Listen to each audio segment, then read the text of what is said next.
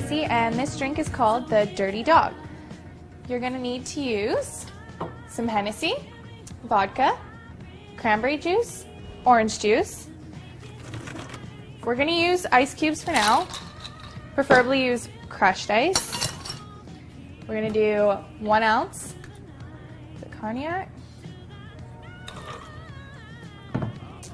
and 1 ounce vodka. A quarter, just a little bit more.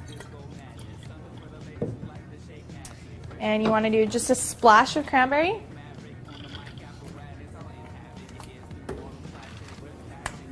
And then top it up with your orange juice. And that's a Dirty Dog.